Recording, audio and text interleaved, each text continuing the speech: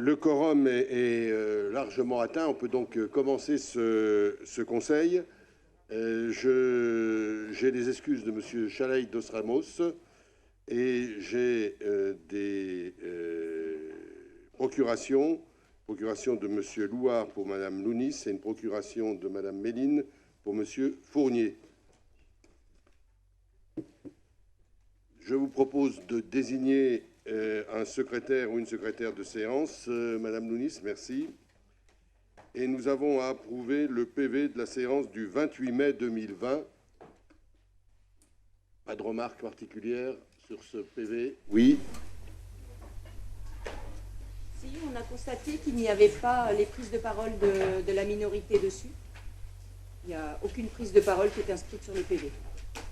Alors je crois que, voilà, on a, à partir du moment où la séance est totalement enregistrée, qu'elle est disponible sur le site de la ville où elle est disponible sur le site de la ville.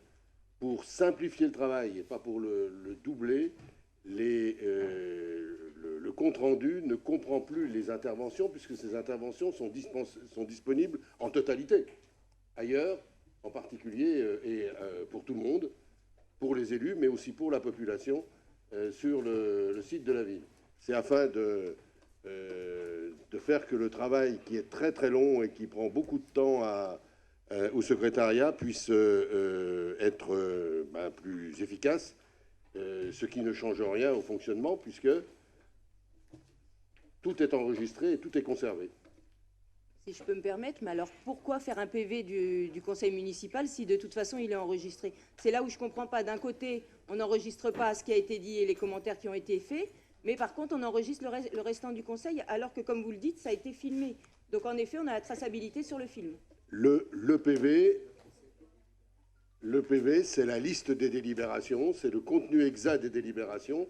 Il est donc normal qu'il soit lui aussi, il est complémentaire de débat. Donc, si vous additionnez les deux, vous avez tout, Madame Meika. Donc, tout est bien. Et vous avez même plus qu'avant, puisque c'est la parole directe des élus, qu'ils soient de la majorité ou de la minorité.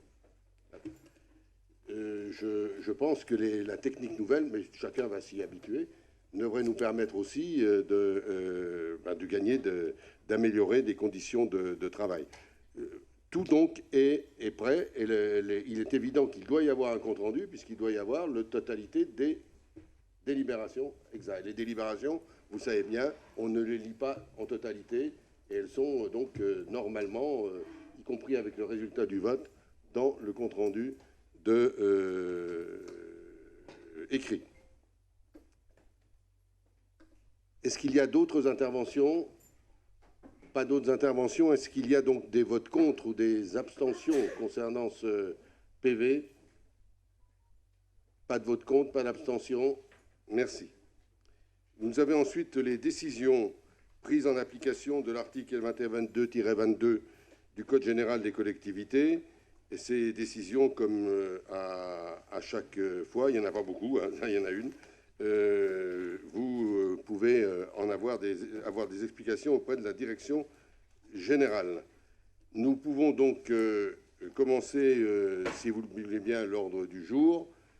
Et nous commençons par les finances avec le compte de gestion et le compte administratif. Madame Lachenal va vous présenter cela. Vous savez que l'on votera d'abord le compte de gestion, puis le compte administratif. Et pour que ce soit simple, on fera cela une fois que tous les comptes de gestion et les comptes administratifs seront présentés. Pas tout à fait, monsieur le maire, parce qu'on n'a pas présenté ça comme ça dans l'ordre du jour. Donc, non, mais c'est pour simplifier la sortie. On verra. Moi, je vais vous proposer, selon l'ordre du jour en tout cas, pour pouvoir avoir un suivi exact.